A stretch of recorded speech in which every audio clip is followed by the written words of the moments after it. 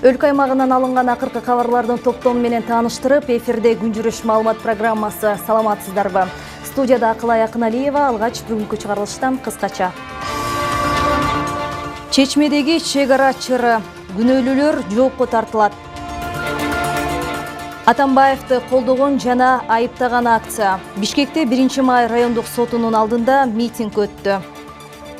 Атамбаев! Ура! Күйүүчү майдын баасы дагы арзандашы мүмкүн. Борбор калаадагы май куюучу жайларда нарк эмнеге арбашка? Бул жерде баягы свободный рынокта. Анан кимдики кандай өтүп атат? Может быть, кээ бирөө барат дагы, мисалы үчүн кээ бир компаниялар аз көлөмдө алып келет. Кыргызстанда балдардын алгачкы онлайн саммити өттү.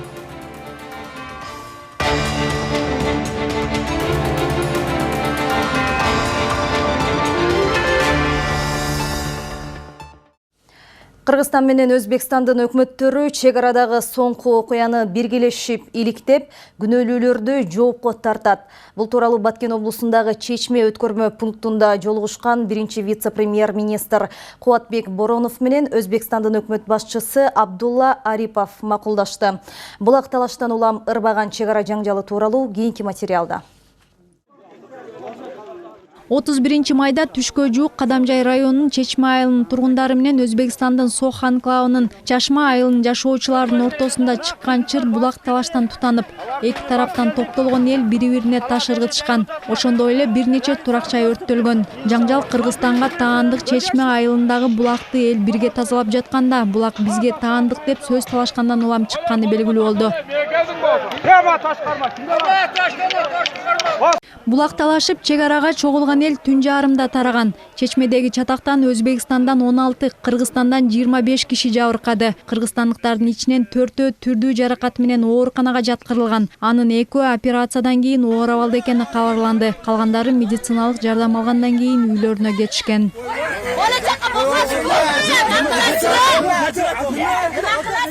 Айдаркендеги ооруканага жалпысынан 25 жабырлануучу кайрылды. Учурда ар кандай жаракат алган 4 адам ооруканада. Реанимациядагы 2 кишинин абалы оор деп бааланууда. Хирургия бөлүмүндөгү 2 бейтап орточо оор абалда. Калган 21 киши алгачкы медициналык жардам алган соң амбулатордук дарылоого жөнөтүлдү. Жаңжалдан кийин бүгүн биринчи вице-премьер-министр Кубатбек Боронов Баткен облусундагы Чечме өткөрмө пунктунда Өзбекстандын өкмөт башчысы Абдулла Арипов менен жолугушту. Алар чек арага жакын аймактагы элдин кечээги жаңжалын талкуулап, тараптар тергөө чараларын чогуу жүргүзүү жана күнөөлүү жактарды жоопко тартуу тууралуу макулдашканын өкмөттүн басма сөз кызматы билдирди. Ошондой эле жагдайды жөнгө салуу боюнча биргелешкен акыркы чаралардын топтомун кабыл алуу, эскалацияга жол бербөө зарылдыгы да белгиленген. Учурда жаңжал чыккан аймакта кырдаал туруктуу. Мамлекеттик чек ара кызматынын маалыматында эки өлкөнүн милиция кызматкерлери кайгул жүргүзүп жатат. Азыркы учурда Кыргыз-Өзбек мамлекеттик чек арасынын Баткен облусунун Кадамжай районундагы Чечме жерлигиндеги кырдаал туруктуу. Чек аранын аталган аймагында Кыргыз Республикасы мамлекеттик чек ара кызматынын тарамдары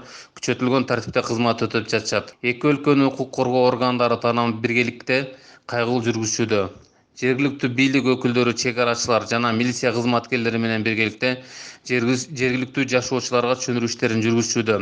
Адистердин белгилөөсүндө Чечмедеги булакка байланыштуу майда талаш тартыштар буга чейин да болуп келген. Бирок кечээкидей чоң жаңжал акыркы жылдары катталган эмес. Суунун башын талашуу жергиликтүү элде көп жылдан бери топтолгон чыңалуунун жарылышына алып келген шылтоо гана болду. Анан калса чатак катталганда чыр талаш аймакта чыкты деген Кыргыз өкмөтүнүн шашылыш жасаган билдирүүсү маселени чечүүдө, анын ого бетер чиеленүүсүнө алып келүүдө дейт коопсуздук боюнча эксперт Талант Разаков. Ооба да, бул талаш дегенден кийин биз аяка себеп берип атабыз да, талашкангачы. Айтпадыбы жетекчиңер дейт да. Бул жер биздин территорияда болсо дагы айтат, жетекчиңер айтпадыбы, силер кимсиңер дейт. Ошон үчүн абайлап сүйлөш керек. Пока атайын комиссия иштеш керек. Анан ошонун талашпы, талаш эмеспи, такташ керек, кимдин аймагында ал булак.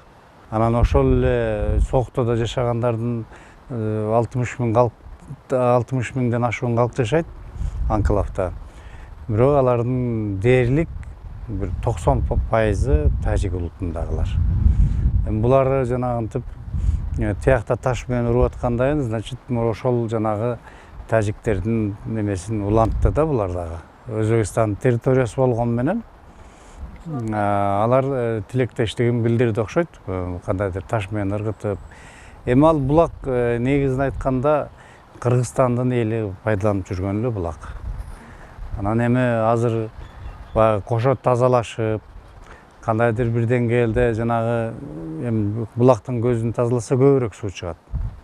Эми анын баарын кыргыз тарап тазаласа, анан тигилер пайдаланса да болбойт. Анан эки тарап бирдей бул жерде туура эле, жана антип чогуу эметишкени бир четинен.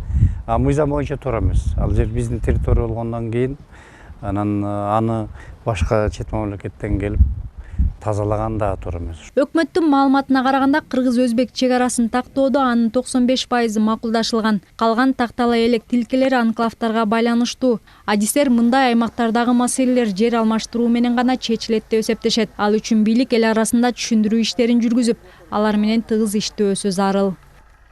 Чынара Нурсейитова, Алтынбек Саакиев, Нью ТВ. Кадамчайдагы кыргыз-өзбек чек арасында болгон чыр боюнча Өзбекстандын Тышкы иштер министрлиги расмий билдирүү жарыялады.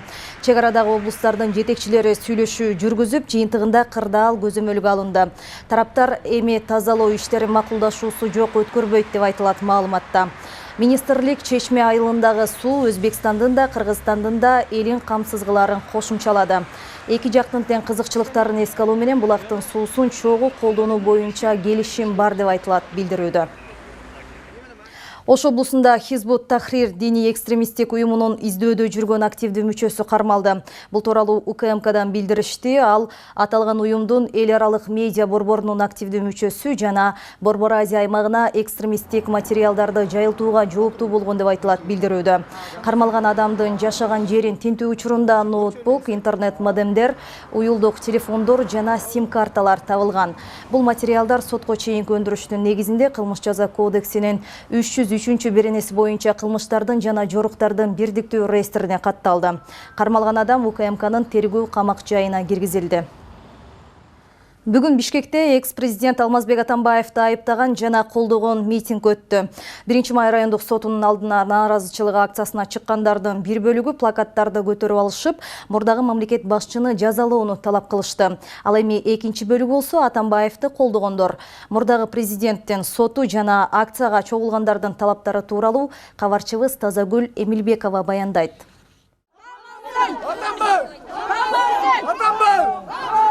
Атамбаев!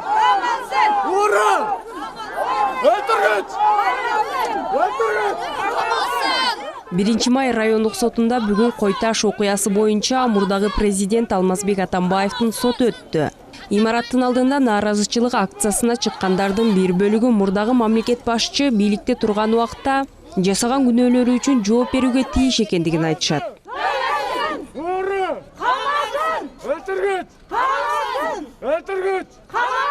Убагында кыргыз эли Атамбаевга ишенип, баары кыргыз эли колдоганбыз, шайлаганбыз. Шайлаганга эмне болду? Аягында эмне менен бүтүп атат? Элди кырылыш менен бүтүп атат, кам менен бүтүш керекпи? Эмне үчүн жакшылык менен бүтпөйт? Эсти, Атамбаев мындай жакшы иштеп, адилеттүү ак болсо, эл мойте жыйылбайт болчу. Эл ондай наразычылык менен турбайт болчу, эки тарап болуп. Мына, тазоргучтар жүрөт. Ушу Атамбаев именно мыйзамсыздык Атамбаев мезгилинен башталды. Андан дагы ушу элдерди мынакей канчалаган элдерибиз тинтип, башка мамлекетке кетти. Мына канчалаган карыздарды аларды ким төлөйт азыр? Бир топ ураан чакырыктарды жазып, плакаттарды көтөрүп алып митингке чыккандардын арасында 2017 жылкы Дача суудагы кандуу окуя боюнча чийлинишкен жагдайларда ачыкка чыгуусун талап кылгандар бар. Элдерибиз ыйлап отурса бүт бала чакаларынан неметип монуп жөн эле самолет элдердин наклейка кылып жер менен жер кылып таптап кеткенде да бир жолу келип сурап койгон жок. Макул, алда макул убактысы болуп тур. Андай мынакей 40 күндүктөрүндө деле келип койгон жок. Же тиги жылдыктар өткөндө деле жок, бир жолу басып келип элдин акыбын сурап койсо болмок да. Биз ошого нааразыбыз. Кайрат неменин товардын немеси эч нерсе табылбай да калды. Эмне болду? Бизге элдин ашына эч отчет бере алган жок. Соттук имараттын алдына мурдагы ажоону айыптагандардан тышкары анын колдоочулары да келишти. Атамбаевдин тарапташтары аны эркиндикке чыгаруу талабын коюшту.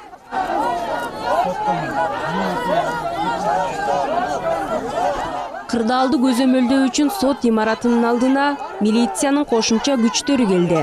Мурдагы президенттин колдоочулары бүгүнкү митинг атайлап уюштурулду деген пикирде. Бүгін мына спокойно келдім, кірейін десем, пожалуйста, очередь, давка болып атады, көріп атасыңдар. И мына, пожалуйста, бұлдар тіге. Түш көргенсі келіп қалды да бүгінше. Если ертең бұлдар келсе, я согласен. Бүрсіне келсе, бізге оқшап, я согласен. Но бұлдар башқа келбейді, однозначно. Ал ортодо Алмазбек Атамбаевдин жактоочусу эл алдына чыгып, Атамбаевди соттук отурумга катышуусуна тыюу салынганын кабарлады. Адвокаттын айтымында мындай чечимдин кабыл алынышына жактоочулардын сот отурумунун учурунда Атамбаевди темир тор артына отургузууга каршылыгы негиз болгон.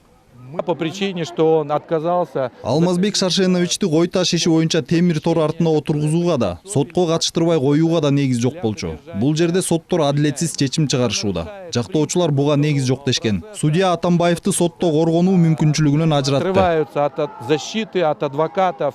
Айта кетсек, мурдагы өлкө башчы Алмазбек Атамбаев 2019-жылдын август айында Койташ окуясында оор кылмыштары үчүн күнөөлөнүп, УКМКнын тергөө абагына киргизилген.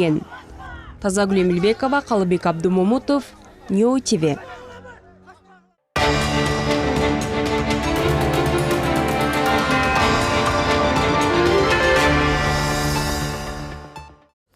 Монополияга каршы жөнгө салуу мамлекеттик агенттигинин божомолу боюнча алдыңкы айларда күйүүчү майдын баасы дагы арзандашы мүмкүн. Бирок канчага төмөндөрү азырынча белгисиз. Ири көлөмдө мунай өндүрбөгөн, импортко көз каранды болгон Кыргызстанда гана дизель, бензин жана газдын баалары төмөндөдү. Казакстан, Орусия, Армения сыяктуу мамлекеттерде нарк өзгөрүүсүз бойдон калды. Ал эми Бишкектеги май куюучу жайлардагы баалар болсо ар башка.